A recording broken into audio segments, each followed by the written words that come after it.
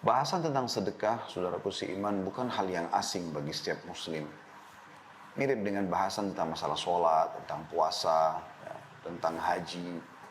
Karena berbicara masalah sedekah, dia tidak luput dari rukun iman kita yang, rukun Islam kita yang ketiga, yaitu masalah mengeluarkan zakat. Karena zakat bagian daripada sedekah itu sendiri. Ya. Kalau diitlakkan sedekah maka lebih global, zakat lebih khusus. Seperti itu kurang lebih. Dan ini tidak asing lagi, hampir semua para ustadz kita, para kiai kita membahas di mimbar-mimbar khutbah Jumat, di majelis-majelis ilmu. Kita juga tahu seringkali di tempat-tempat ibadah kita di masjid ada kotak amal. Ya.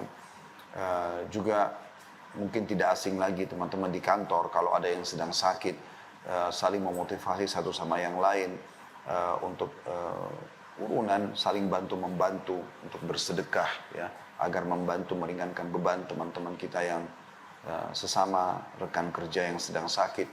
Itu juga pada saat terjadi bencana alam misalnya, tidak asing lagi alhamdulillah negara kita juga secara khusus, ya, umumnya negara muslim secara umum, untuk mengumpulkan sedekah mereka, zakat mereka untuk membantu. Ya, begitu juga dengan lembaga-lembaga pendidikan, pesantren, ya, banyak sekali yang terbantukan dari sedekah-sedekah ini. Dan memang teman-teman sekalian, Allah Subhanahu wa taala sangat menekankan masalah sedekah ini. Dan banyak sekali ayat-ayat Al-Qur'an yang berbicara tentang masalah itu, dan insya Allah nanti bagiannya juga akan kita jelaskan nanti.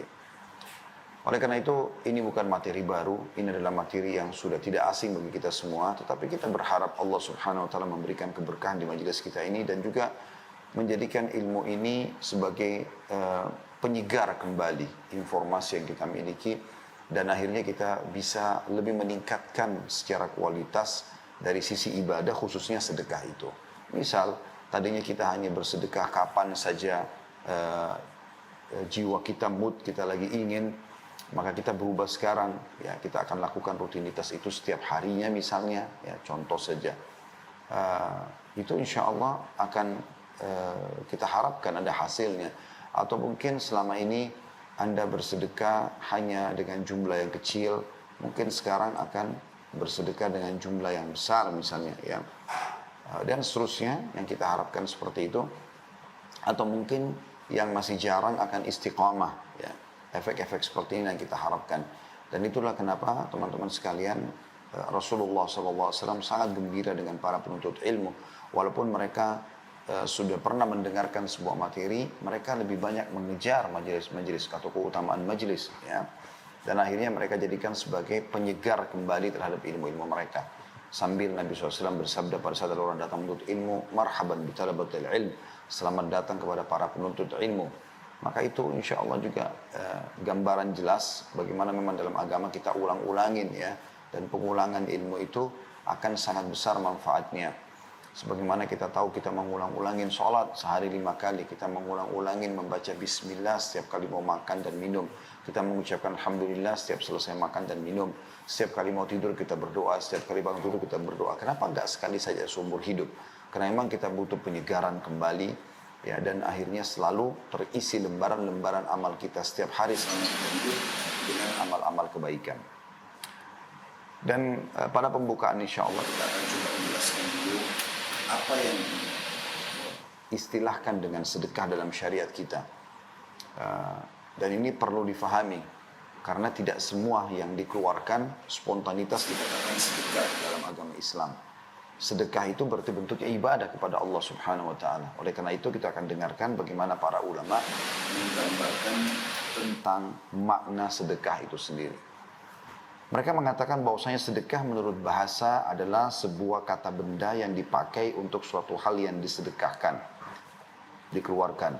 Kata tersebut diambil dari unsur huruf shad, dal, dan qaf, dan dari unsur kalimat as-sidq, ya, atau kejujuran. Diambillah kata sedekah karena sedekah itu menunjukkan penghambaan kepada Allah. Jadi kapan seseorang itu mengeluarkan sesuatu karena terdesak, karena terpaksa, karena tidak enak, ya, atau karena ingin dipuji oleh orang, maka tidak akan masuk dalam istilah sedekah. Misal ada orang baru bantu masjid, kemudian tiba-tiba dia keluar lalu mengatakan, saya baru sedekah buat masjid itu. Itu sudah bukan sedekah dalam istilah agama kita. Karena sedekah hanya kalau dilakukan karena Allah Subhanahu wa taala. Kita dengarkan Al-Jurjani berkata, rahimahullah, sedekah adalah sebuah pemberian yang diharapkan ganjarannya dari Allah Subhanahu wa taala. Berarti tidak ada harapan untuk dapat balasan pujian misalnya dari manusia, gitu kan? Atau berharap memberi agar diberikan juga. Ya, salah satu ciri orang beriman disebutkan dalam surah Al-Insan tentang manusia yang merupakan ciri penghuni surga adalah mereka kalau bersedekah, kalau mereka berinfak di jalan Allah Subhanahu wa taala, mereka tidak pernah berharap balasan dan tidak pernah berharap ucapan terima kasih. Untuk itu kita silakan buka dulu teman-teman sekalian di aplikasi handphonenya, di Al-Quran maksud saya di handphonenya, surah Al-Insan. Kita akan coba lihat di situ bagaimana gambaran Allah Subhanahu wa taala menyebutkan ahli surga. Salah satunya mereka kalau bersedekah, mereka tidak pernah berharap pujian dari manusia, mereka juga tidak pernah berharap balasan, ya, ucapan terima kasih ataupun balasan. Jadi ini perlu tentunya digarisbawahi, ya. Saya akan coba buka juga di aplikasi handphone saya dulu. Di ayat-ayat awal itu Allah SWT coba menyinggung kita sebagai manusia, menyadari kalau kita ini adalah makhluk dan dari sesuatu yang tidak dikenal, dari sperma yang kalau tidak membuahi sel telur akan dibuang, baik oleh pemilik sperma ataupun penerima sperma dari si laki-laki, ayah kita ataupun ibu kita. Kalau tidak terbuahi maka akan dicebok, dibuang gitu ya. Allah SWT sebutkan di awal-awal surah Al-Insan untuk menyadarkan kita kalau kita itu hanya dari sesuatu yang tidak diingat sebelumnya. Lalu Allah sebutkan setelah itu tentang ancaman orang yang membangkang beriman kepada Allah. Lalu kemudian Allah sebutkan setelahnya orang yang patuh kepada Allah. Kita langsung masuk ke bahasan orang yang patuh kepada Allah Subhanahu wa taala. Ini di ayat 5-nya. Saya bacakan a'udzubillahi minasyaitonirrajim. Innal abrara yashrabuna min ka'sin kana mizajuha kafura. Sesungguhnya orang-orang yang berbuat kebajikan minum dari gelas dalam kurung berisi minuman yang campurannya dari air kafur.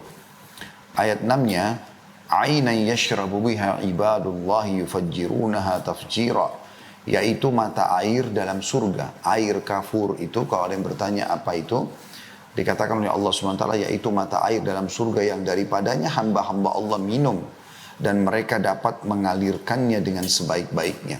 Itu ada penjelasan masalah mata air ini ya, banyak sekali dalil-dalil. Anda bisa kembali ke kajian kami tentang surga dan neraka insya Allah. Di YouTube sudah ada di playlistnya Khalid Basalam Official, ada bab khusus tentang masalah mata air surga. Tapi saya ingatkan ada beberapa riwayat yang disebutkan dinukil dari para sahabat bahwasanya air-air di surga itu akan mengalir tapi tidak tersentuh lantai dan juga tidak tertumpah sehingga mereka bisa meminumnya setiap saat. Dan di surga ada 4 jenis minuman. Ada air tawar ya, yang tidak asin, ya, rasanya manis. Kemudian ada madu yang tersaring, ada minuman anggur yang tidak memabukkan, dan ada susu yang tidak basi. Anda bisa kembali juga ke surah Muhammad. Seingat saya surah nomor 47 ayat 15 tentang masalah air-air itu. Ini yang dimaksud dengan salah satu sumbernya adalah dikenal dengan mata air kafur.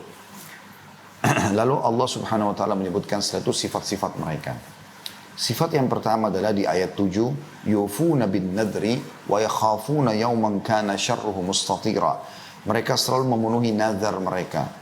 Kalau mereka mengatakan, ya Allah, kalau engkau sembuhkan penyakitku, aku akan puasa 3 hari misalnya, atau anakku lulus sekolah, aku akan begini dan begitu. Itu contoh saja. Mereka selalu penuhi nazar itu kalau memang mereka sudah diberikan oleh Allah Subhanahu wa taala apa yang mereka minta. Dan mereka selalu takut satu hari, maksudnya khawatir jangan sampai nanti mereka kena azab di akhirat, di kubur. Maka dengan itu mereka berhati-hati dalam beramal. Dan mereka takut akan satu hari yang azabnya merata di mana-mana. Maksudnya hari kiamat. Kemudian ayat 8-nya, ini sama 9, ini jadi saksi bahasan kita tentunya ya. وَيُطْعِمُونَ الطَّعَامَ عَلَى حُبِّهِ مِسْكِينًا وَيَتِيمًا وَأَسِيرًا. Dan mereka memberikan makanan yang disukainya. Nah, Bapak Ibu bisa jadikan bahan muhasabah sendiri di sini. Apakah selama ini Anda sudah coba mengeluarkan makanan favorit Anda untuk disedekahkan? atau hanya sisa-sisa makanan, atau karena makanan yang Anda tidak suka. Ciri ahli surga kalau mereka bersedekah dengan makanan adalah mereka memberikan makanan yang disukainya. Sering kami berikan contoh di pengajian sebelumnya, bagaimana seseorang muslim dan muslimah itu kalau menikmati sebuah makanan, misalnya dia mampir satu restoran, anggap restoran Padang misalnya, dia makan dan dia merasa nikmat sekali, atau satu restoran yang lain, mungkin Allah SWT berikan dia kenikmatan rezeki yang banyak, maka dia bisa makan di restoran yang mahal misalnya. Pernah nggak Anda berpikir untuk membungkus porsi yang sama yang Anda makan, jenis menu yang sama, ya lauk yang sama, lalu Anda berikan kepada tukang parkir, lalu Anda berikan kepada orang-orang miskin, atau Anda kirimkan kepada kerabat-kerabat Anda, maka itu makanan yang kita sukai. Di situ puncak kita bersyukur kepada Allah Subhanahu wa taala. Sebagaimana kita rasakan kenikmatannya, kita juga ingin orang lain merasakan. Lalu dikatakan di sini, dan mereka memberikan makanan yang disukainya kepada orang miskin, anak yatim, dan orang-orang yang ditawan. Walaupun kita boleh memberikan makan orang-orang mampu, tapi diprioritaskan yang belum pernah mencobanya kita berikan. Banyak sekali teman-teman di yayasan kami, Yayasan Sedekah Kreatif, pada saat kami coba membagi lazis namanya ya, makanan yang kami sering bagikan gratis ke terminal, ke stasiun. Sekarang semasa pandemi kami juga banyak gencar datang ke tempat-tempat yang memang muslimin banyak sekali yang susah hidupnya, pemulung-pemulung sampah, tinggal di pinggiran kali. Pada saat diberikan dus makanan, mereka sampai ada yang menangis karena belum pernah makan seperti itu menurut mereka. Padahal porsi itu atau mungkin menu itu bukan menu yang dianggap mewah. Ya secukupnya yang memang bisa kita berikan kepada orang gitu kan. Tapi Masya Allah, mereka sangat gembira dan ini yang diinginkan.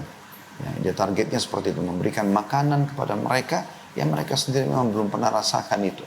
Sampai dikatakan dalam hadis yang lain, kata Nabi SAW, dan ibadah yang termasuk yang paling Allah cintai adalah engkau memasukkan kegembiraan dalam hati seorang muslim.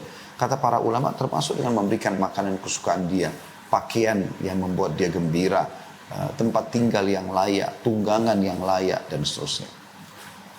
Di sini juga disinggung tentang tawanan ya, jadi termasuk orang kafir boleh kita berikan makan kepada mereka. Ya. Kemudian ayat 9 ini yang saya ingin titik beratkan ya. Innama nut'imukum liwajhillahi la nuridu minkum jazaa'an wala syukura. Ini poin penting. Sesungguhnya kami memberikan makan kepada kalian, maksudnya orang yang bersedekah ini ya, berkata kepada orang-orang yang diberi ya, kami memberikan makanan kepadamu atau kepada kalian hanyalah untuk mengharapkan keridhaan Allah. Enggak minta balasan. Tidak menghendaki balasan. Perhatikan Bapak Ibu yang lihat Al-Quran surah Insan ayat 9-nya, Allah mengatakan situ tidak menghendaki balasan dan tidak pula ucapan terima kasih. Ya, jadi kalau Anda bersedekah kepada orang lalu dia pergi, Anda justru bersyukur kepada Allah SWT. Karena dengan itu Anda lepas dari riya yang bisa menghancurkan amal Anda.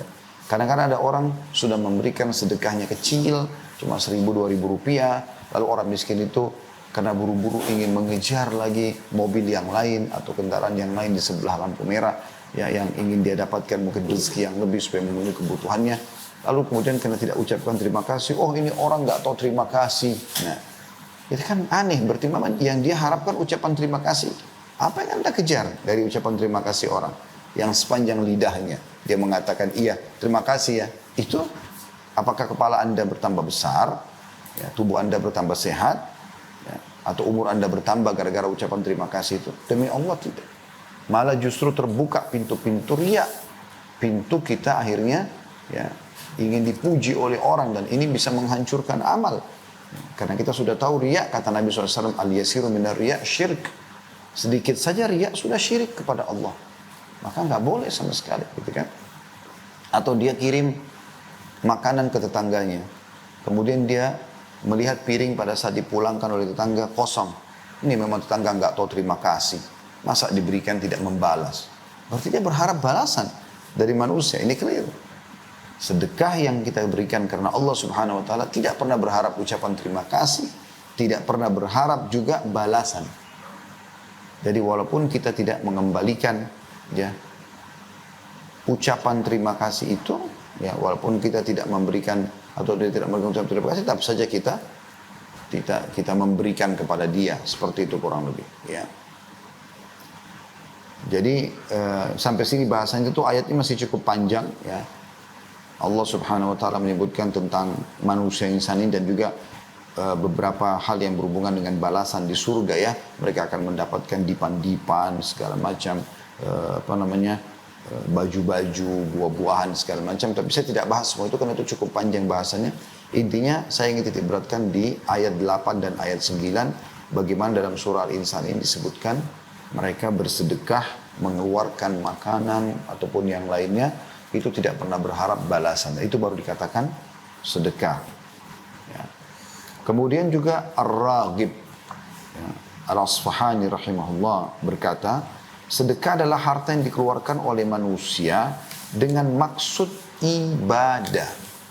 Baru dikatakan sedekah. Karena maksudnya ibadah. Nah, ini sama tadi kurang lebih bahasanya yang disampaikan oleh Jurjani rahimahullah.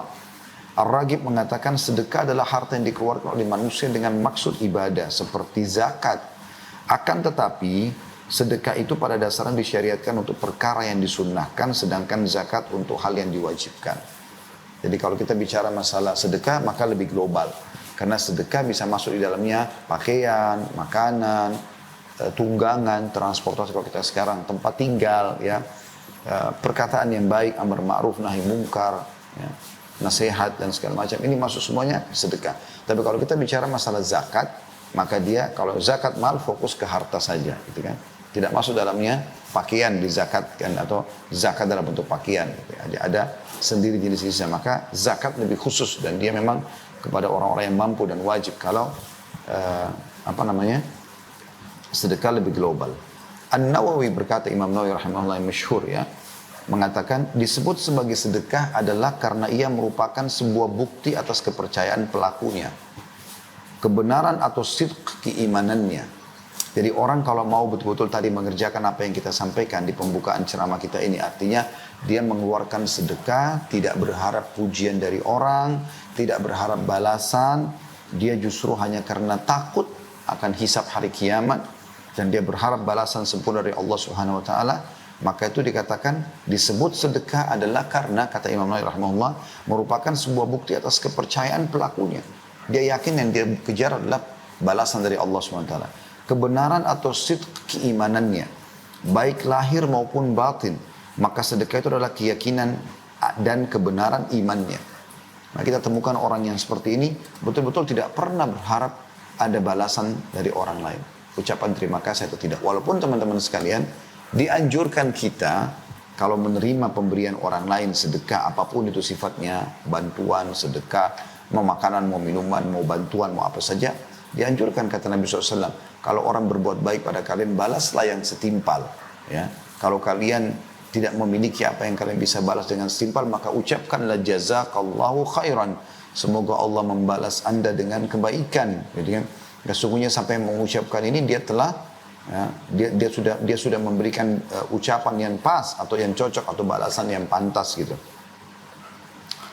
Kita akan dengarkan beberapa statement para salafus salih berhubungan dengan masalah sedekah ini.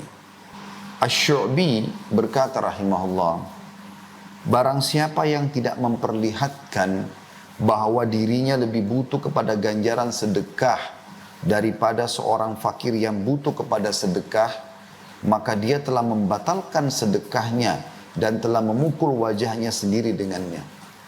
Jadi konsep dasar dalam agama Islam, bagaimana kita pada saat bersedekah, kita harus meyakinkan diri kita, kita lebih butuh kepada orang yang membutuhkan itu daripada dia butuh kepada kita.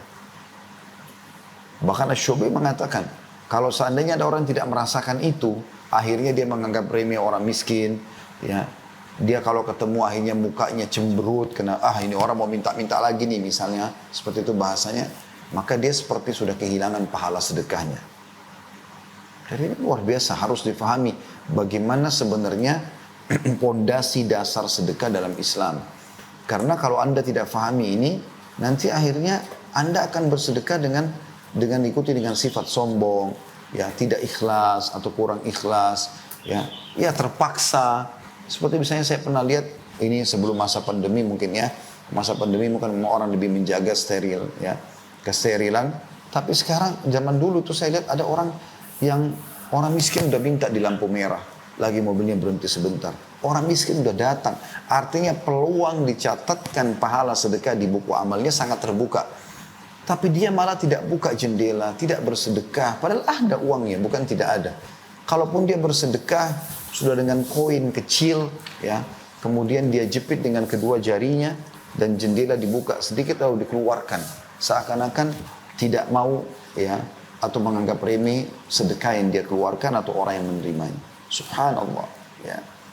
Justru saya berapa kali ingatkan, ada beberapa saudara kita muslim yang sempat membantu kami membawa mobil beberapa waktu gitu kan.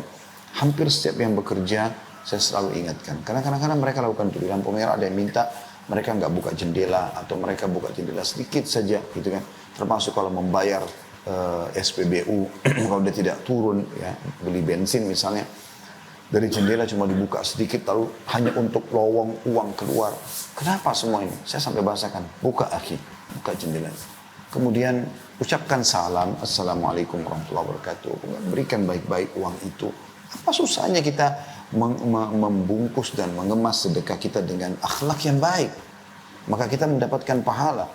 Jadi saya juga mau menasihati diri saya dan teman-teman sekalian, sempurnakan pahalamu di setiap amalmu, ya. Dan insya Allah nanti saya akan coba menyusun sebuah tema baru di benak saya beberapa waktu yang lalu. Dengan judul itu memang materinya, yaitu sempurnakanlah pahala amalmu atau sempurnakan pahala di setiap amal yang kau kerjakan. Contoh misalnya, istighfar kepada Allah. Nabi SAW beristighfar sehari 100 kali, 70 sampai 100 kali. Ada hadis, ada ayat Al-Quran yang menyebutkan salah satu ciri ya hamba-hamba Allah yang terpuji adalah mereka beristighfar di waktu ashar. Ashar itu di waktu menjelang subuh di sepertiga malam. Kenapa kita nggak sempurnakan istighfar kita dan kita fokuskan diucapkan justru di waktu-waktu seperti ini? Sehingga pahalanya tergabung. Mengucapkan istighfar 100 kali. Begitu juga kita mendapatkan keutamaan dalam ayat Al-Quran. Dipuji oleh Allah SWT, mereka beristighfar di waktu itu. Saya mengingat subhanallah pernah satu waktu kami lagi mau menunggu subuh di Masjidil Haram di Mekah. Pada saat bimbing umrah beberapa waktu yang lalu. Lagi sementara nunggu azan, ada satu orang berjenggot sudah putih gitu. Dia dari kejauhan jalan. Terus dia kayak ngomong sama orang-orang karena di Masjid Haram cukup luas, jadi kita tidak bisa dengar kalau dari jauh. Dia kayak ngomong, terus dia kasih isyarat dengan tangan dia. Saya tidak tahu apa yang diucapkan orang ini. Begitu dia datang ke depan ya kelompok saf kami gitu, sehingga suara bisa terdengar, dia mengatakan, wahai ikhwani, wahai saudara-saudaraku, ini waktu ashar. Waktu ashar maksudnya waktu yang Allah sebutkan dalam Al-Quran, waktu sahur yang biasa kita bilang, waktu menjelang azan subuh, di mana Allah suruh kita istighfar, lalu dia kasih isyarat dengan jarinya, istighfarlah, istighfarlah. Dia keliling menunggu waktu subuh orang ini karena inginnya mendapatkan pahala, dia menasihati dan mengingatkan orang. Contoh, kan kita bisa menyempurnakan dan menyebabkan pahala lebih besar dengan itu. Sama dengan sedekah misalnya. Jadi bukan hanya sekedar mengeluarkan, tapi apa salahnya kalau kita sempurnakan pahala sedekah kita dengan memberikan uang yang terbaik. Tentu mengikhlaskan niat yang pertama, memberikan yang terbaik. Kemudian kita kemas juga itu dengan akhlak yang mulia. Akhlak yang mulia. Saya mengingat ayah saya rahimahullah yang baru meninggal kemarin. Beliau tiap hari selalu keluar untuk bersedekah. Dan saya sering kali ikut ya. Kadang-kadang saya mengantar beliau. Dan saya melihat beliau punya satu adab yang luar biasa dalam masalah ini. Saya melihat ini secara teori agama, apa yang saya sampaikan tadi sebenarnya ada pada perbuatan beliau gitu. Jadi beliau selalu memesan dari bank uang-uang baru. Uang-uang baru yang memang belum terpakai sama sekali ya. Dari baik itu uang 2.000, uang 5.000, uang 10.000, uang 20.000 ya. Uang 50.000 gitu kan. Kemudian beliau bawa setiap hari keliling. Mencari orang-orang susah, mengelilingi kota Makassar. Jadi uang-uang baru ini memang belum disentuh sama sekali oleh orang-orang gitu ya. Memang kan dari bank masih, saya lihat sendiri masih grass gitu kan. Dan beliau menggosok parfum di tangannya rahimahullah. Kemudian tersentuhlah parfum itu di uang tadi, sudah baru tersentuh uang parfum, kemudian dikasih ke orang miskin. Saya sampai sempat ambil cuplikan di handphone saya, ya. Sampai orang-orang miskin itu menggunakan bahasa Makassar yang kurang lebih artinya, oh wangi sekali ya uang dari Pak Haji gitu ya. Saya melihat ini sebenarnya masalah sepele ya, tetapi ini saya yakin akan ada pahala ekstra. Kita kayak menggabungkan sekian banyak pahala sedekahnya, terus kita berikan yang terbaik yang masih baru. Kita menggembirakan mereka, mungkin mereka tidak pernah mencium wangi-wangian seperti itu misalnya. Adab-adab yang sangat baik gitu.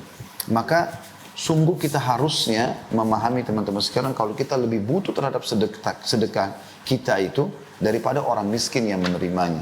Kita harus bergembira kalau seandainya ada orang yang bisa menerima sedekah kita. Ya. Dikatakan oleh Al-Laits ibn Sa'ad rahimahullah tentang masalah ini, barang siapa yang telah mengambil dariku satu sedekah atau hadiah, maka hak dirinya atas diriku adalah lebih besar daripada hak diriku atas dirinya. Karena dia telah menerima apa yang telah aku korbankan kepada Allah subhanahu wa ta'ala. Maksudnya orang miskin yang menerima sedekahku lebih layak untuk aku hormati, lebih layak untuk aku terima kasih padanya, lebih layak untuk aku dahulukan dalam segala hal. Karena dia telah menerima sedekahku yang akan diterima oleh Allah.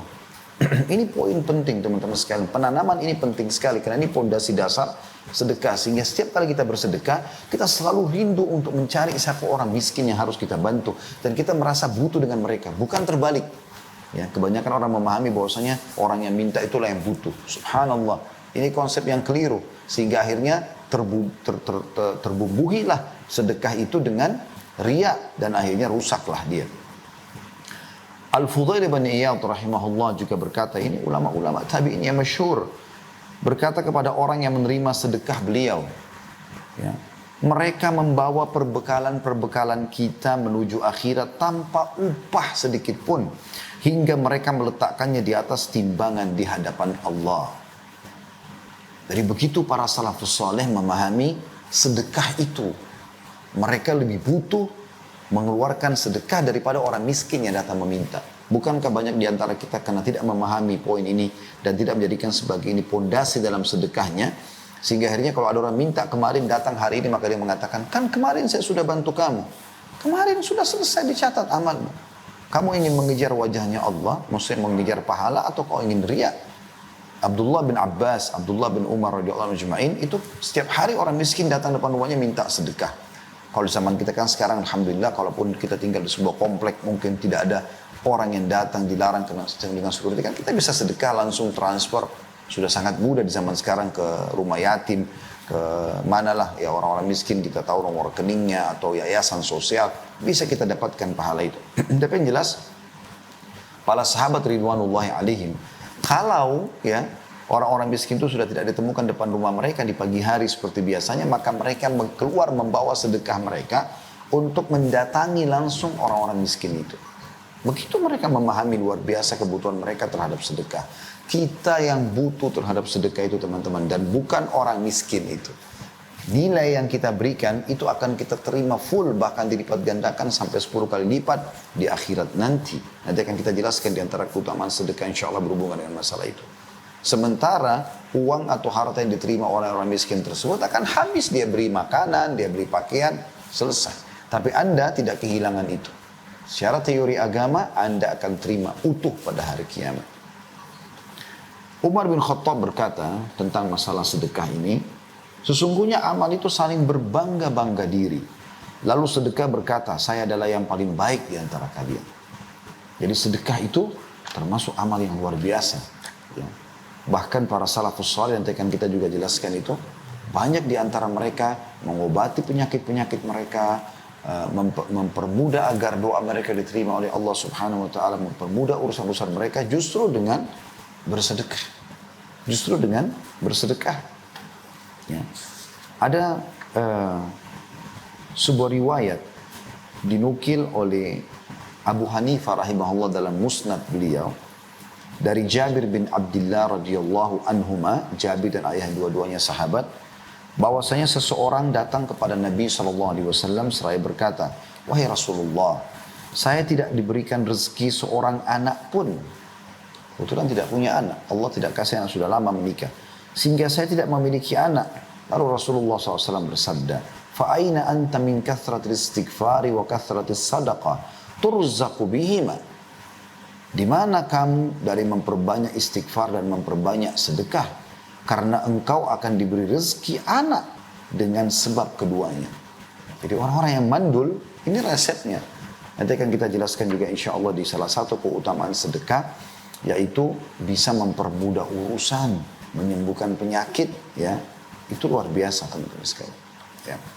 Kemudian Abdul Aziz bin Umair rahimahullah berkata, sholat itu akan menyampaikan dirimu setengah perjalanan. Puasa menyampaikan dirimu kepada pintu sang raja. Allah subhanahu wa ta'ala, sedang sedekah menyampaikan dirimu ke hadapan raja tersebut. Yahya bin Mu'adz rahimahullah berkata, tidaklah saya mengetahui sebuah biji dari amal saleh yang mengimbangi gunung dunia kecuali sedekah. Ibnu Abil Ja'ad berkata rahimahullah, sungguhnya sedekah itu benar-benar menghilangkan 70 pintu kesusahan dan keburukan. Ya, subhanallah, ini poin perlu digarisbawahi. Saya menemui banyak orang yang sudah mempraktekkan ini, yang mengungkapkan kepada saya sendiri, subhanallah. Ya, mudah-mudahan kita semua atau kami pun bisa ikut serta dalam pahala mereka, karena mereka juga mendengarkan ceramah-ceramah itu, ya. Jadi mereka membahasakan, saya Ustadz sampai sudah ketagihan dengan sedekah. Sampai ada seorang pengusaha yang besar di Jakarta, ya. Beliau dari turunan Chinese masuk Islam mu'alaf. Itu sampai membahasakan kepada saya. Dia bilang, Ustadz, partner bisnis saya 2 orang yang lain, semua turunan Chinese tapi orang kafir. Dan saya coba yakinkan mereka tentang sedekah dan zakat dari perusahaan kita. Awalnya mereka ragu, karena mereka memahami sistem kapitalis. Jadi nggak ada kita keluarkan, justru makin pelit, maka makin kaya kita. Seperti itulah ya pemahaman mereka yang non-muslim. Maka kata dia, saya coba yakinkan. Maka akhirnya mereka pun setuju untuk mengeluarkan sekian persen dari pendapatan. Dan mereka akhirnya melihat sendiri hasilnya, perusahaan makin maju. Makin besar kita keluarkan, maka makin besar juga income yang datang. Sampai sekarang Ustaz, setelah sekian tahun ya berjalan partner bisnis kami dengan non-muslim ini, mereka justru yang sering ingatkan kepada saya, apa zakat perusahaan sudah dikeluarkan? Apakah sudah bersedekah? Itu ungkapan beliau sendiri, dan memang Masya Allah luar biasa gitu keuntungannya, sampai bisa kita bahasakan mungkin puluhan miliar, bahkan ratusan miliar ya omset daripada perusahaan-perusahaan atau perusahaan-perusahaan yang ditanggung oleh teman-teman ini gitu ya. Dan cukup banyak contoh berhubungan dengan masalah ini. Anda juga kalau diberikan harta ini teman-teman, Anda harus tahu itu bukan milik Anda sendiri. Ada hak orang lain di situ agar kita bisa mendapatkan pahala. Perhatikan Ali bin Abi Thalib radhiyallahu anhu berkata, barang siapa yang telah diberikan satu harta oleh Allah, maka hendaklah ia menyambung kekerabatan dengannya. Bantu kerabat-kerabat kita yang butuh. Kalau kita mampu, berilah ya. Dan usahakan memberikan yang terbaik semampu kita. Karena kita akan mendapatkan pahala sedekahnya dan pahala silaturahimnya. Karena pernah ada sahabat begitu. Beliau membawa ya sekantong dirham lalu mengatakan, ada 2 orang yang akan saya menjadikan target sedekah saya Rasulullah. Yang dua-duanya miskin, yang satu punya kerabat, yang satu tidak punya kerabat. Yang mana saya dahulukan? Kata Nabi SAW, kalau kau berikan kepada orang yang punya kekerabatan denganmu, maka kau akan mendapatkan pahala sedekah dan pahala silaturahimnya. Kita kembali kepada statement Ali bin Abi Thalib, beliau berkata, barang siapa yang telah diberikan satu harta oleh Allah, maka hendaklah ia menyambung kekerabatan dengannya. Kemudian memperindah jamuan untuk tamunya. Memberikan yang terbaik buat tamu. Ya.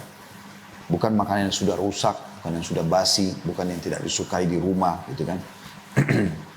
Sampai sebagian salaf mengatakan, aku memberikan makanan kesukaan 10 orang sahabatku atau tamuku, lebih aku cintai daripada aku beribadah sunnah sekian lama ya. Saya lupa statement terakhirnya, tapi berpuasa atau sholat malam ya. Bahasa beliau begitu. Kemudian menolong seseorang yang membutuhkan, membebaskan tawanan, membantu ibnu sabil, orang terputus jalan, orang-orang miskin, para mujahidin, dan dia bersabar atas musibah yang menimpa hartanya, tipuan orang, ya, utang yang belum dibayar, terlambat, itu semua ada cobaan dalam harta, harus terjadi. Nggak ada orang yang tidak akan melalui cobaan-cobaan tersebut. Anda harus tahu itu. Maka dengan itu Anda, oh ternyata sudah tahu ini akan ada cobaannya harta ini. Ya, ada ekstra pahala juga di situ. Karena dengan perkara-perkara itu, kata Ali radhiyallahu anhu, dia akan memperoleh kemuliaan dunia dan juga akhirat. Kita tutup statement para salaf dengan perkataan Abu Hatim rahimahullah, seorang ulama tabi'in yang masyhur dengan keimanan dan amal solehnya, berkata, bakhil itu, pelit, ya, adalah sebuah pohon di neraka, sedang ranting-rantingnya ada di dunia. Maka barang siapa yang bergantungan pada salah satu dari ranting-ranting itu, maka niscaya ia akan menjerumuskannya ke dalam neraka. Bakhil salah satu ranting pohon di neraka. Yang bergelantungan pada ranting itu dia akan masuk ke neraka. Pelit, maka masuk neraka. Sebagaimana kedermawanan itu, royal, suka bantu orang. Sedekah itu dicintai sama dia. Dibuat sebagai sebuah program hidup. Adalah pohon di surga, di mana ranting-rantingnya berada di dunia. Dan barang siapa yang bergantungan pada salah satu dari ranting-ranting itu, niscaya ia akan membawanya ke surga. Dan surga itu adalah tempat untuk orang-orang dermawan. Dermawan. Jadi orang dermawan lah yang akan diberikan itu. Baik teman-teman sekalian, lebih dalam bahasan kita insya Allah tentang masalah keutamaan sedekah, ya. Karena memang setiap kali beramal soleh atau Anda mau beramal soleh, yang paling baik untuk mendorong kita rajin mengerjakan amal soleh dan juga istiqamah dalam mengerjakannya konsisten adalah mengetahui keutamaannya. Saya akan sebutkan insya Allah kurang lebih 9 ya keutamaan bersedekah. Yang pertama tentunya, sedekah itu akan mensucikan diri kita dan membersihkan dari dosa-dosa. Jadi dengan sedekah dosa kita bisa dimaafkan oleh Allah. Diambil dari surah At-Taubah, surah nomor 9 ayat 103. Yang Allah subhanahu wa ta'ala berfirman, A'udhu billahi minasyaitan rajim, Khud min amwalihim sadaqatan tutahhiruhum wa tuzakkihim biha wa salli alaihim inna salataka sakanun lahum wallahu sami'un alim.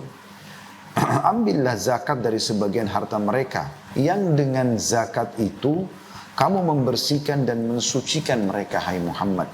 Dan berdoalah untuk mereka. Sesungguhnya doamu menjadi ketentraman jiwa bagi mereka. Dan Allah maha mendengar lagi maha mengetahui. Kata para ulama tafsir, kalimat dalam potongan ayat tadi, tutahhiruhum, bahwasanya sedekah yang mereka keluarkan itu ya, membersihkan mereka, maksudnya membersihkan dari dosa-dosa mereka. Dan juga membersihkan dari kekikiran jiwa mereka. Kemudian yang kedua teman-teman sekalian, sedekah adalah bentuk tanda keimanan dan ketundukan kepada Allah subhanahu wa ta'ala. Karena memang Allah memerintahkan kita untuk selalu bersedekah.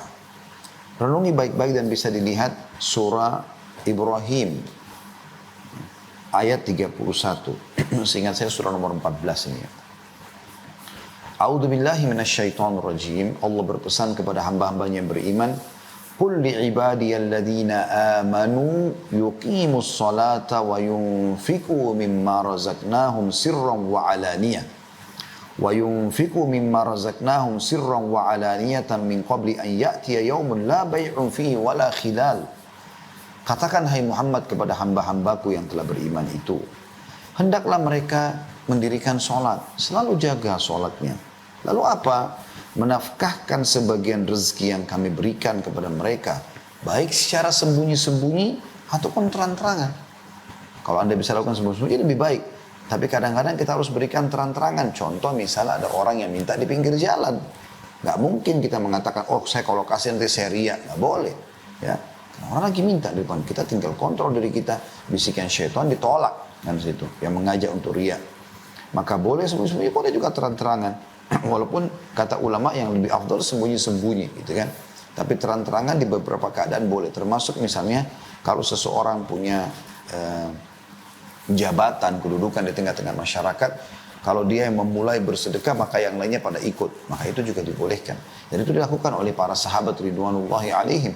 Pada saat baginda Nabi SAW mengajak untuk jihad yang dimulai dengan sedekah. Karena Allah SWT mengatakan, bi amwalikum wa anfusikum, kita suruh berjihad dengan harta dan juga diri kita. Sebelum membentuk pasukan, maka Nabi SAW kumpulin dulu sedekah-sedekah. Kemudian beliau mempersiapkan, membeli senjata, kuda, segala macam perlengkapan. Baru kemudian mujahidin disuruh mempersiapkan diri lalu pergi berjihad, gitu kan.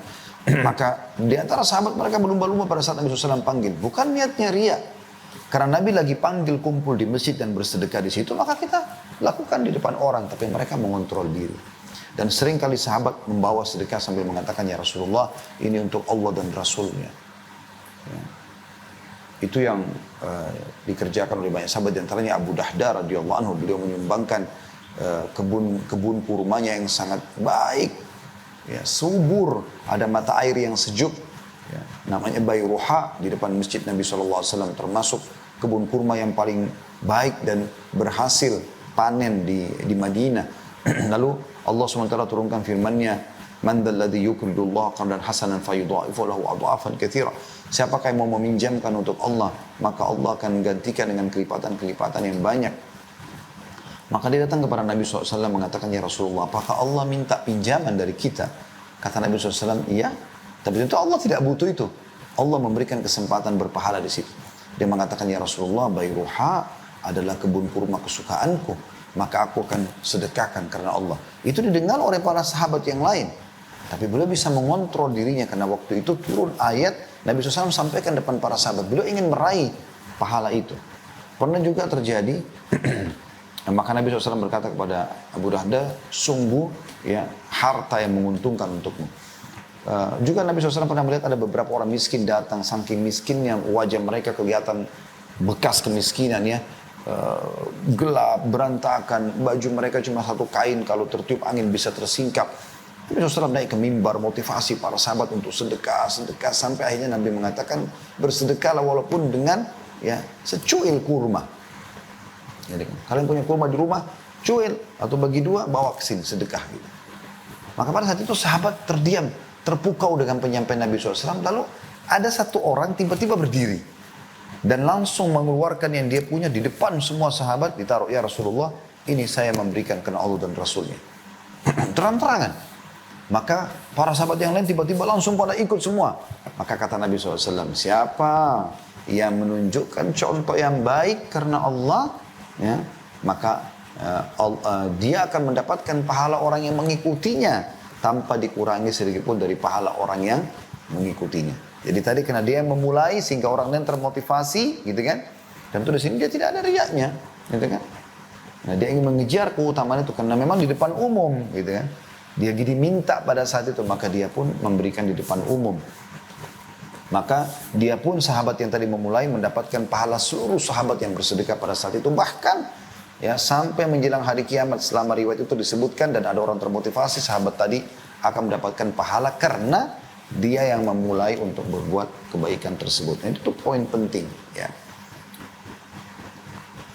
Lalu kata Allah Subhanahu wa taala, saya lanjutkan ayatnya surah Ibrahim itu, saya ulangi dari awal ya, katakanlah kepada hamba-hambaku yang telah beriman, hendaklah mereka mendirikan salat, menafkahkan sebagian rezeki yang kami berikan kepada mereka secara sembunyi ataupun terang-terangan, sebelum datang hari kiamat yang pada hari itu tidak ada lagi jual beli, tidak ada lagi persahabatan.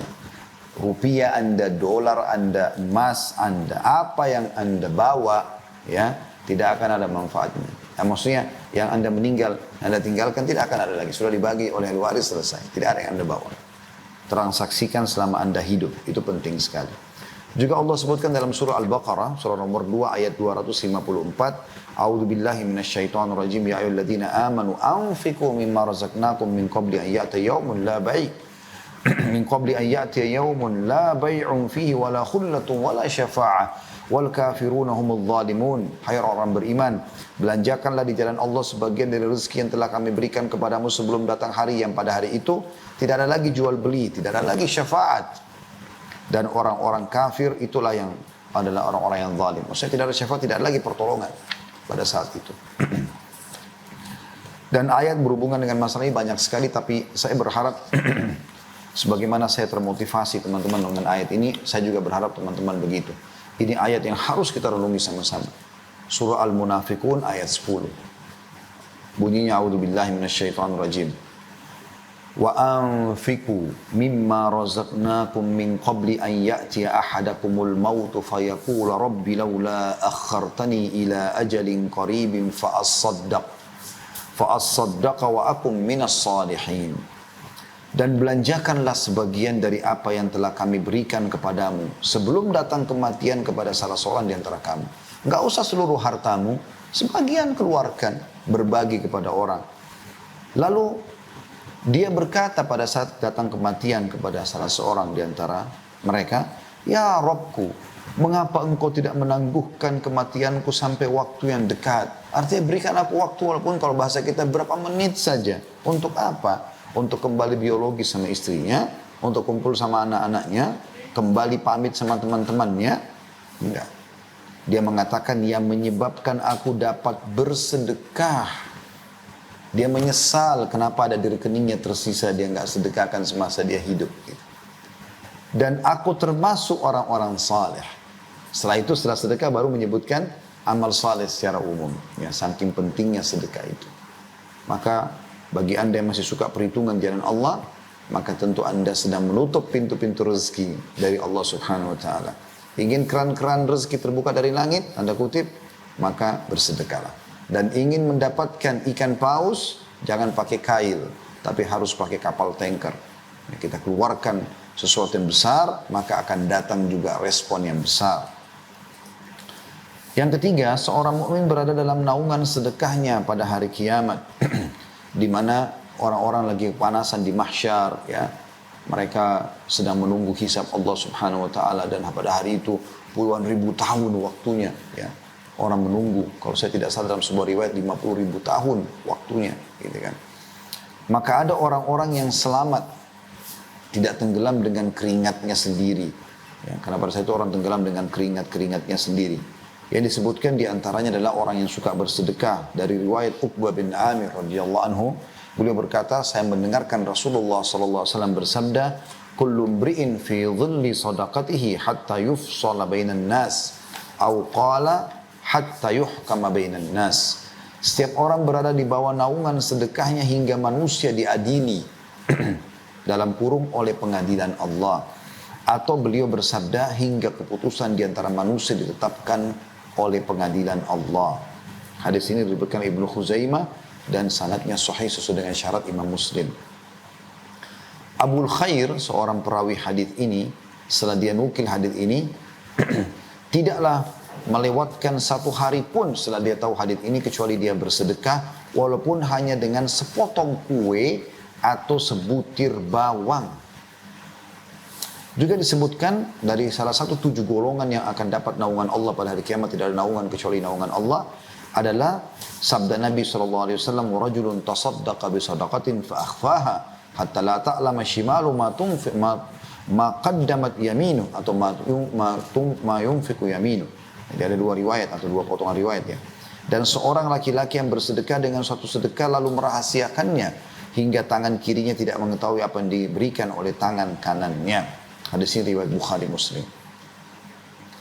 Yang keempat, teman-teman, sedekah akan menyelamatkan dan menghindarkan dari musibah dan menjauhkan dari kematian buruk. Diambil daripada hadis Abu Umamah radhiyallahu anhu, beliau berkata bahwasanya Rasulullah sallallahu alaihi wasallam bersabda, "Sana'iul ma'rufi taqiyu masari as-su wa sadaqatus sir tudfi'u ghadabur rabb." Atau ghadabur rabb wasilatul rahim tazidu fil umur. Perbuatan-perbuatan baik akan menghindarkan dia dari pintu-pintu keburukan. Artinya kalau anda sibukkan beramal saleh, sholat, puasa, zakat, apalah, jujur segala macam, maka anda akan aman dari pintu-pintu dosa. Jadi dosa nggak pula secara khusus kita keluarkan energi untuk menangkisnya gitu ya. Cukup beramal saleh. Itu kata Nabi SAW. Kemudian sedekah yang tersembunyi itu akan memadamkan amarah Rabb. Maksudnya Allah tidak akan menghukum atau bisa bahkan, ya, membatalkan hukuman yang harus menimpa seorang hamba karena sedekah. Ya. Dan menyambung tali silaturahim akan menambah umur. Diriwayatkan oleh Tabarani dengan sanad hasan, diambil dalam Sahihul Jami' di nomor 3797. Maksudnya disebutkan oleh Syekh Albani atau dihasankan oleh beliau. Juga di dalam hadis yang lain, Anas bin Malik radhiyallahu anhu berkata, Rasulullah SAW bersabda, Inna sadaqata la tudfi'u ghadabar rabbi wa tadfa'u anni tatisu. Sesungguhnya sedekah itu dapat memadamkan amarah Rabb dan menghindarkan diri dari kematian yang buruk atau su'ul khatimah, biasa kita bilang begitu ya. Ibnul Arabi Al-Maliki coba menjelaskan makna mati buruk. Dikatakan dan hakikat dari kematian yang buruk adalah kematian dalam kondisi kemaksiatan. Artinya kita tidak akan meninggal insyaAllah dalam keadaan bermaksiat.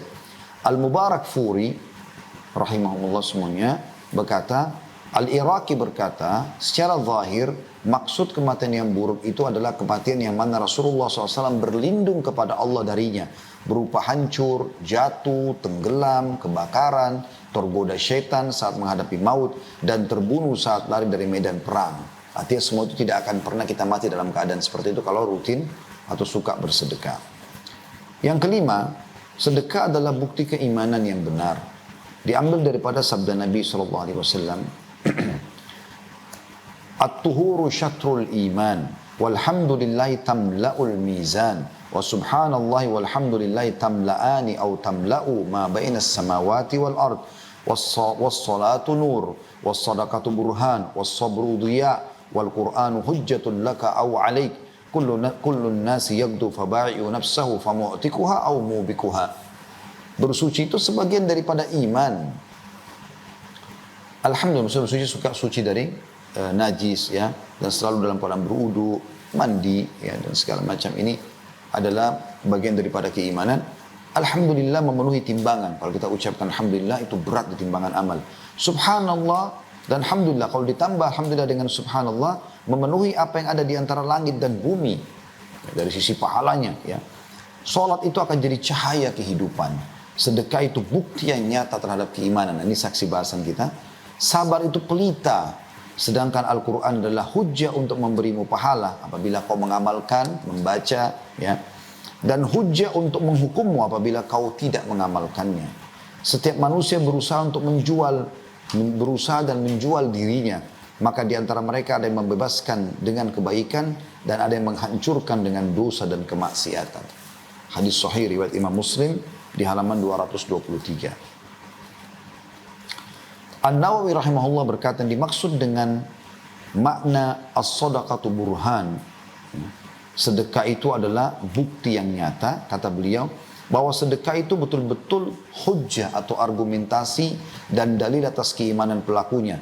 Karena seorang munafik tidak akan melakukannya, karena ia tidak meyakininya. Lalu barang siapa bersedekah maka dapat diambil sebagai bukti kebenaran imannya. Yang keenam, sedekah itu menjadi tebusan bagi seorang muslim dari belenggunya. Dalam sebuah riwayat, dinukil bahwasanya Nabi SAW pernah menceritakan tentang Nabi Yahya alaihi salam. Nabi Yahya berkata kepada kaumnya, wa amurukum bis sadaqah, fa inna mathala dhalika kamathali rajulin asarahu al-adu, fa awthaku yadahu ila unukihi wa qaddamuhu liyadribu unuqah. Faqala ana afdihi minkum bil qalili wal kathir fafada nafsahu minhum. Saya, kata Nabi Yahya alaihissalam, dan Nabi Muhammad SAW sampaikan, berarti menjadi bagian juga dari syariat kita, gitu kan? Saya memerintahkan kalian untuk bersedekah karena yang demikian itu adalah seperti seseorang yang ditawan oleh musuh, lalu mereka mengikat erat tangannya pada lehernya, lalu mereka menghadapkannya untuk memenggal lehernya. Kemudian dia berkata, saya akan menebus diriku ya dengan ini dan itu dari hartaku. Dan terus saja dia menebus sampai akhirnya dia selamat dari mereka. Diriwayatkan oleh Tirmidzi dengan dinyatakan hadisnya hasan gharib, namun disahihkan oleh Syekh Albani dalam Sahih Sunan At-Tirmidzi di nomor 2 di halaman 378, juga di halaman 1298. Ya. Ibnu Qayyim berkata rahimahullah tentang hadis ini, hal ini juga merupakan perkataan yang mana burhan adalah keberadaannya, maksudnya bukti tentang keimanannya. Dan dalilnya adalah kejadiannya. Karena sedekah itu memiliki pengaruh yang menakjubkan dalam hal menolak berbagai macam bencana, walaupun dari seseorang yang jahat atau dari seseorang yang berlaku zalim, bahkan dari seorang kafir. Karena Allah Ta'ala akan menolak darinya berbagai macam bencana dengan sedekah. Hal ini adalah suatu perkara yang telah dimaklumi di antara manusia, baik yang terpelajar maupun juga tidak. Yang ketujuh, Allah pasti memberikan gantian terhadap sedekah. Maka bersedekah, wahai saudara. Makin besar yang kau berikan di jalan Allah, makin besar juga balasannya. Tadi saya sudah bahasakan itu dengan bahasa saya ya. Membuka keran-keran rezeki dari langit. Ini tanda kutip tentunya bahasa ini. Diambil daripada surah Saba. Ayat 39. Allah subhanahu wa ta'ala berfirman. A'udzubillahi minasyaitonirrajim. Qul inna rabbi yabsutur rizqa liman yasha'u min ibadihi wa yakdiru lah. Wa ma anfaqtum min syai'in fahuwa yukhlifuh wa huwa khairur raziqin. Katakan hai Muhammad kepada seluruh hamba-hambaku, sesungguhnya Tuhanku melapangkan rezeki bagi siapa yang dikehendakinya di antara hamba-hambanya dan menyempitkan bagi siapa yang dikehendakinya, tentu dengan kemahaadilan Allah. Makanya kita minta agar Allah luaskan dan lapangkan rezeki kita insyaAllah. Dan barang apa yang saja yang kamu nafkahkan atau infakkan, maka Allah pasti akan menggantinya. Dan dialah sebaik-baik pemberi rezeki. Dipastikan hadis ini oleh Nabi SAW dalam sebuah sabda beliau dari Abu Hurairah radhiyallahu anhu, bahwasanya beliau SAW bersabda, Qala Allah tabaraka wa ta'ala, ya ibna Adam anfik alaik. Allah tabaraka wa ta'ala, Allah yang penuh berkah dan juga maha tinggi berfirman kepada manusia, wahai anak Adam, berinfaklah niscaya aku akan memberi rezeki atas kalian. Juga dalam ini tentu hadis riwayat Muslim nomor 993 ya. Juga dalam hadis yang lain diriwayatkan oleh Bukhari nomor 1442 dan Muslim 1010. Masih dari sama sahabat yang sama Abu Hurairah radhiyallahu anhu, bahwasanya Rasulullah SAW bersabda, "Ma min yaumin yusbihul ibadu fihi illa wa malakani yanzilan, fayaqulu ahaduhuma Allahumma a'ti mumfikan khalafa, wa yaqulu al-akhar Allahumma a'ti mumsikan talafa." Tidaklah suatu hari di mana seorang hamba memasuki paginya, melainkan pasti akan turun dua malaikat. Salah seorang dari mereka berkata, ya Allah, berilah ganti atau rezeki yang luas bagi orang yang berinfak. Dan yang lain, yang satu lagi malaikat mengatakan, ya Allah, berikanlah kebinasaan kepada orang yang kikir. An-Nawawi rahimahullah berkata seraya menanggapi hadis ini, para ulama berkata, infak tersebut adalah dalam ketaatan, akhlak-akhlak yang terpuji untuk keluarga dan tamu, sedekah-sedekah dan sebagainya yang tidak tercela dan tidak berlebihan. Sedangkan menahan dari infak yang tercela adalah menahan dari hal-hal tersebut. Jadi artinya tidak dianggap berinfak, sudah kita sebutkan tadi di awal definisi ya, atau pondasi dasar, tidak dianggap bersedekah kalau dikeluarkan untuk maksiat seperti mentraktir teman-teman berzina, ke karaoke, ke diskotik dan segala macam. Itu tentu tidak masuk di dalamnya. Yang kedelapan teman-teman sekalian adalah pahala yang tidak akan pernah terputus sedekah itu. Sebagaimana hadis yang masyhur yang sudah kita tahu sama-sama diriwayatkan oleh Imam Muslim dari Abu Hurairah radhiyallahu anhu, bahwasanya baginda Nabi SAW bersabda, "Idza mata ibnu Adam inqata 'amalu illa min thalath, shadaqatin jariyah aw ilmin yuntafa'u bih aw waladin salihin yad'u lah." Apabila anak Adam meninggal dunia, maka terputus sumber pahalanya kecuali dari tiga: sedekah jariyah yang dia sedekahkan semasa dia hidup sehingga bisa bermanfaat terus. Apa yang dia sedekahkan itu seperti membangun masjid, rumah anak yatim, jalanan, jembatan, sumur dan segala macam, mushaf ya, dan seterusnya. Yang kedua, ilmu bermanfaat dan anak soleh yang mendoakannya.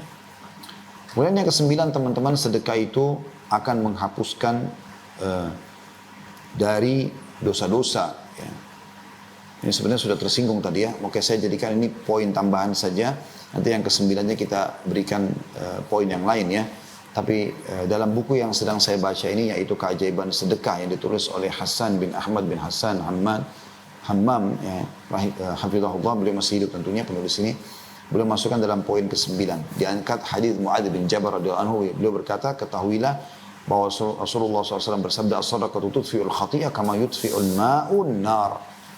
Sedekah itu akan menghapus kesalahan sebagaimana air memadamkan api. Diriwayatkan oleh Tirmidzi. Tadi sudah sempat saya singgung poin ini sebenarnya ya.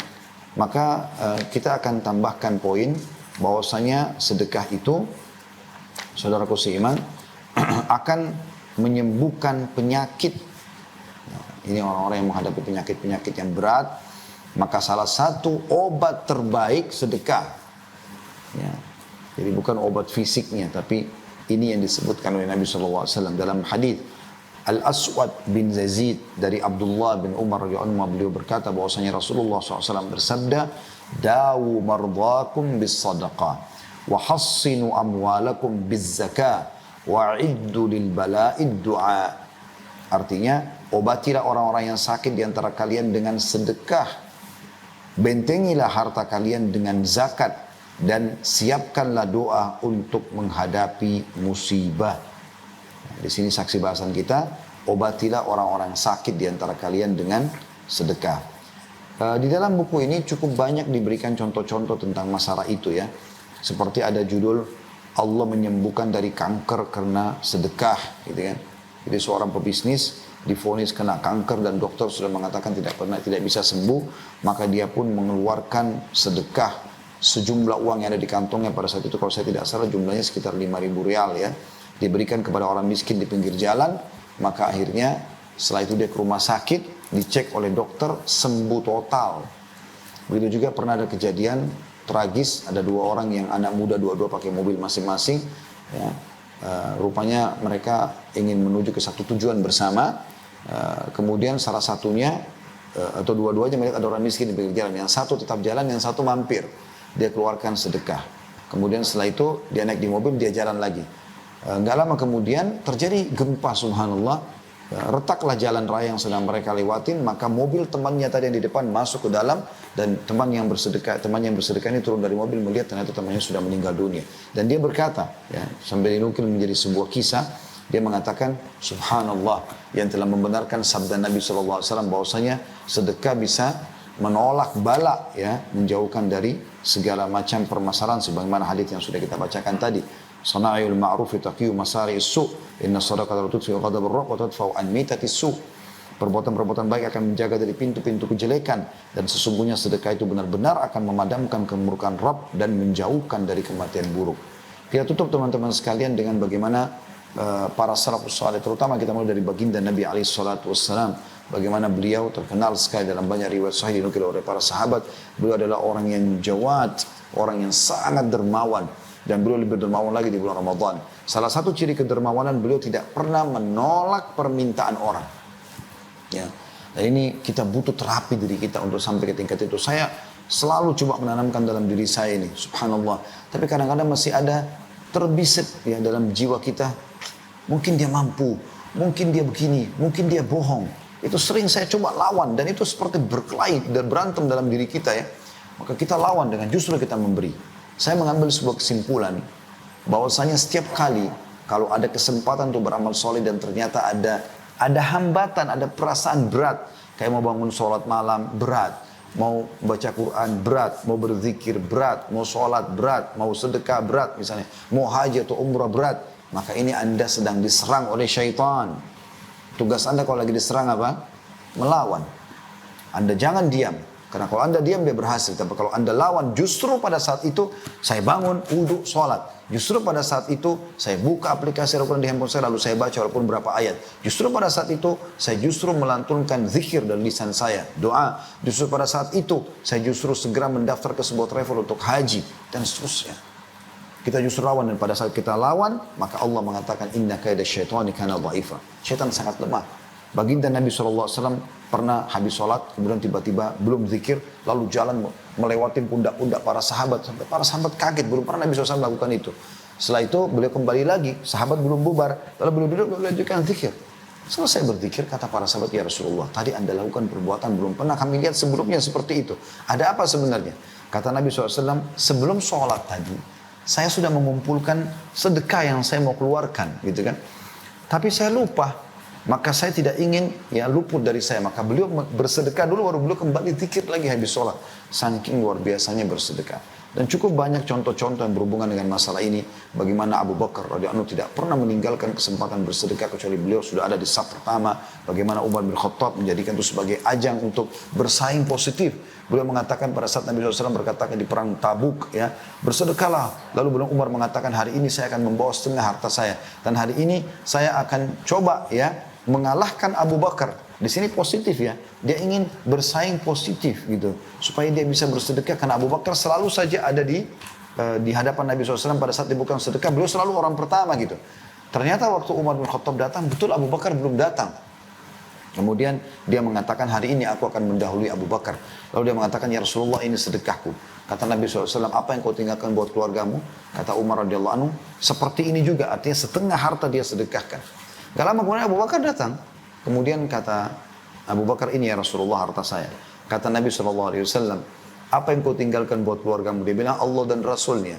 Maka Umar tersenyum sambil mengatakan, sungguh aku tidak akan pernah bisa mengalahkan kau. Kemudian Ummul Mukminin Aisyah radhiyallahu anha bersedekah dengan banyak sekali sedekah, ya. Beliau selalu bersedekah dan melatih supaya orang-orang bersedekah, di antaranya pembantunya menjelang buka puasa. Beliau pada saat itu tidak punya makanan kecuali roti dan minyak. Berarti pada saat itu orang kalau hidupnya susah sekali, roti kering sama minyak saja, gitu kan. Maka sudah menjelang azan maghrib, pembantunya ada orang yang ketok pintu, lalu kemudian Ummul Mukminin Aisyah radhiyallahu anha menyuruh pembantunya buka pintu. Waktu dibuka, lalu kata, ada orang miskin, lalu kata Aisyah, kasih makanan itu, roti. Padahal mereka sudah tidak punya apa-apa untuk buka puasa. Bayangkan dalam kondisi kita puasa, lapar, gitu kan. Kita akan berbuka sebentar lagi, tinggal beberapa saat azan maghrib. Ya. Ujian luar biasa datang pada saat itu. Ya.